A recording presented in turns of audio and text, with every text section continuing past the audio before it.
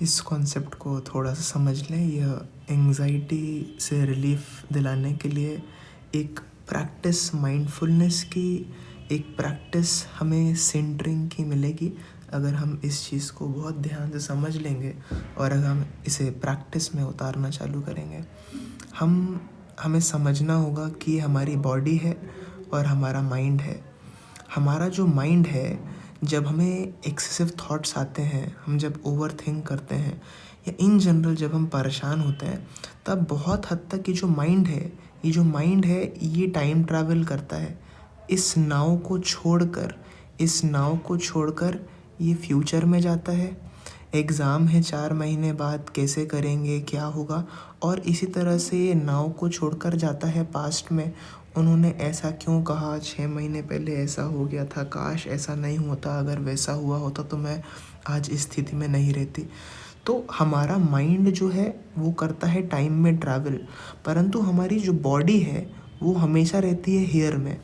तो हमारी बॉडी जो है वो हमेशा प्रेजेंट में रहती है। ये जो केंद्र बिंदु बनाई है बीच में, ये वह जगह है जहाँ पर हम शांत हैं, जहाँ पर हम हियर एंड नाउ में हैं और जहाँ पर हमारी बॉडी एंड माइंड एक साथ है, यूनियन में है। तो हमें ये समझना है कि जब हम एंग्जाइटी में जाते हैं तो हम कहीं ना कहीं अपने इस यूनियन को तोड़कर एक कॉन्फ्लिक्ट में आते हैं, क्योंकि हमारी जो बॉडी जो है हमारी, वो यहाँ पर है, पर माइंड जो है इसको हम आगे लेके जाते हैं या फिर हम पीछे लेके जाते हैं। अच्छा, लेके जाना तो ज़रूरी है, सोचना तो ज़रूरी है, बट ये जो हमारी टाइमलाइन है, हमारा जो केंद्र है, यहाँ पर रहना जो आवश्यक है, इसको हम तोड़ देते हैं। तो हो ये जाता है कि हमारी बॉडी तो यहीं पर पड़ी है, यहाँ सेंटर में है बॉडी हमारी, पर हम यहाँ से खिसक के कहीं ना कहीं डिसलोकेट हो जाते हैं। यहाँ डिसलोकेट हो गए, यहाँ पर हम यहाँ से निकल के यहाँ डिसलोकेट हो गए। तो अब हम रह रहे हैं किस चीज़ में, एक कॉन्फ्लिक्ट में। और ये कॉन्फ्लिक्ट बड़ा ड्रेनिंग है, बड़ा दुखदाई है, बड़ा एंग्जाइटी क्रिएटिंग है, बड़ा डिप्रेसिंग है। तो सेंटरिंग का अर्थ ही ये है कि हमारा शरीर जहाँ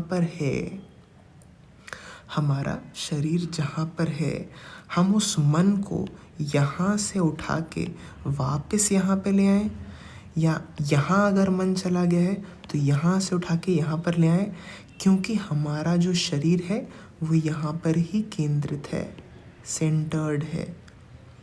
अब कई बार ऐसा भी होता है कि हमारा मन जो है वो टाइम में ट्रैवल तो हमने देख लिया, बट ये लोकेशन में भी ट्रैवल करता है, लोकेशन में ट्रैवल भी करता है और टाइम के साथ करता है। जैसे कि मैं अभी कहाँ पर हूँ, इस केंद्र में ही हूँ, यहाँ पर हूँ मैं, और अब यहाँ से मेरा मन किया कि यार तुम गार्डन में चले जाओ।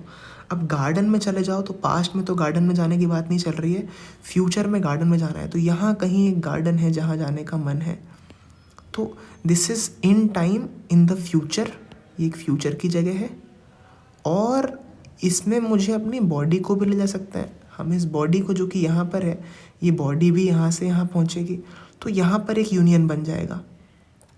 तो हमें समझना ये है कि ये जो बॉडी और माइंड है, इन दोनों को साथ में रखना ही हमें शांति में लेके आता है।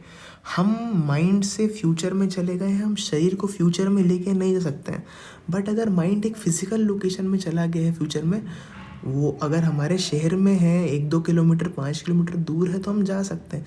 अब दूसरी ही कंट्री में अगर आपका मन चला गया है तो फिर शरीर को वहाँ लेके जाना बहुत डिफ़िकल्ट होगा। तो जहाँ पर शरीर है वहाँ पर मन को ले आना, जहाँ पर हमारा शरीर है वहाँ पर अपने मन को लेके आने का अभ्यास करना है। और कुछ वक्त ये भी होता है कि हमारा मन जो कि यहाँ चला गया था, वहाँ पर हम बॉडी को ले जाते हैं। जैसे हम बॉडी को वहाँ ले जाते हैं तो फिर क्या होता है, यहीं पर वापस एक सेंटरिंग बन जाती है, क्योंकि यहाँ पर हम वापस से हियर एंड नाउ में आ गए। तो ये केंद्र को समझना ज़रूरी है। हमसे ये केंद्र बहुत टूटता है, कई बार टूटता है। अब आप अगर इस एग्ज़ाम्पल को लेना चाहें तो मान लीजिए कि एक इंसान है जिनसे आप रिलेशनशिप में आ गए। अब ये जो व्यक्ति हैं ये कहीं ना कहीं एक वेरिएबल है। मतलब he is prone to change, ठीक है। He is not always there, always there मतलब एवर प्रेजेंट, हमेशा नहीं रह सकते, हर वक्त नहीं रह सकते, टाइम में भी और प्लेस में भी। मतलब ये टाइम वाला एलिमेंट नाउ का, प्लेस वाला एलिमेंट हेयर का। अब होता क्या है, ये हमारा केंद्र है जो हमने बनाया, ये हमारा केंद्र हमने बनाया था, हम यहाँ पर हैं। अब जैसे ही हमने ये केंद्र, हम किसी से इतना अटैच्ड हो गए, इतना अटैच्ड हो गए, हमने ये केंद्र जो दे दिया ना इस इंसान के हृदय में दे दिया। अब होगा क्या, हमें चाहिए ये व्यक्ति हर समय, हर समय, all the time we need this person and we need them here to be in this centre, to be at peace. इतनी सेंटरिंग हम दे देते हैं जब हम रिलेशनशिप में आते हैं। कुछ कारण है कि शादी करने के बाद हम साथ में रहते हैं, उससे पहले लोग बहुत परेशान रहते हैं। शादी करने के बाद वह व्यक्ति आपके साथ रहता है पूरे वक्त, कोशिश होती है। तो ये जो सेंटरिंग है इसे समझना है, क्योंकि जैसे ही हमने किसी और को दी, अब हम इस व्यक्ति से अपने आप को ऊपर नीचे होता पाएंगे, बिकॉज ये व्यक्ति एक वेरिएबल है, प्रोन टू चेंज है, इवन प्रोन टू डेथ है। तो चेंज मतलब ये व्यक्ति बदल भी सकते हैं और यह शरीर छोड़ के जा भी सकते हैं।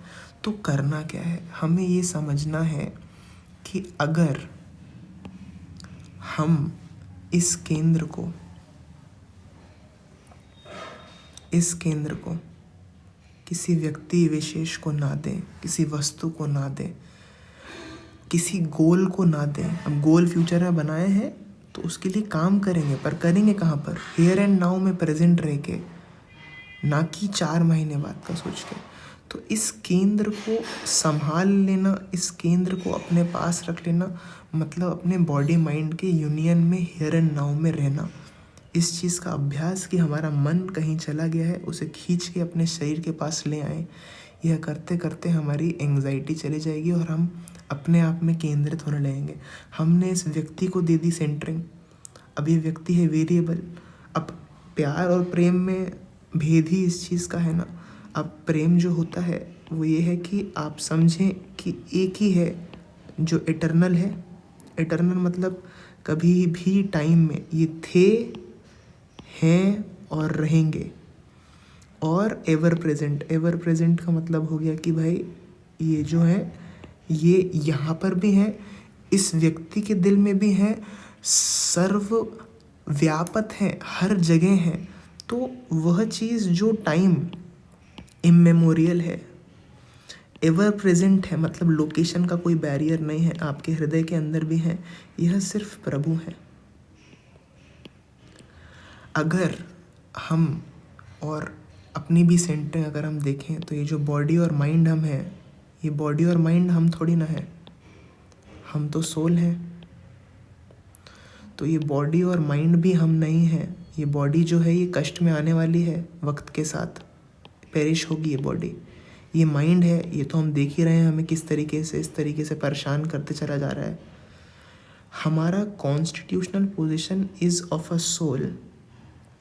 हमें ये रिलेशनशिप बनानी है किसके साथ, सुपर सोल के साथ, जो कि प्रभु हैं, जो कि हमारे हृदय में है। हम ये सेंटरिंग अगर प्रभु के चरणों में दे देते हैं, क्योंकि हमारी बॉडी और माइंड भी तो वेरिएबल है ना। हम बोल रहे हैं कि वो व्यक्ति वेरिएबल है, हम बोल रहे हैं वह गोल वेरिएबल है, हम बोल रहे हैं पास्ट और फ्यूचर एग्जिस्ट नहीं करता। तो एग्जिस्ट क्या करता है, तो एग्जिस्ट वह सत्य करता है कि हम आत्मा हैं और हम परमात्मा के हैं, और हम परमात्मा के लिए हैं और परमात्मा की सेवा के लिए हैं, परमात्मा की खुशी के लिए हैं। हम नहीं हैं प्रभु की सेवा के लिए, हम हैं, हमें नहीं होना है, प्रभु के होने को बढ़ाना है।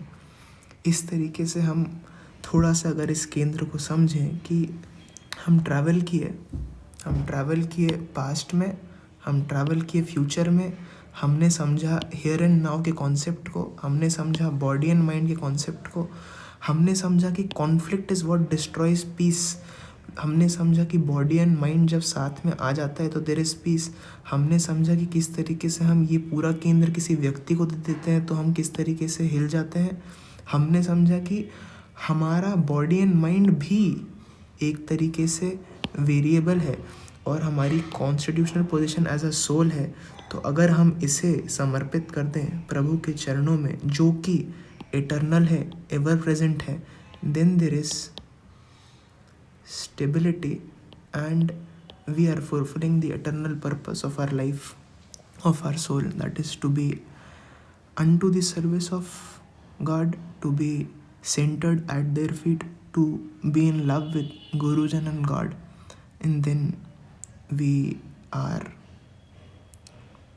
living a purposeful, meaningful life for the very reason that we arrived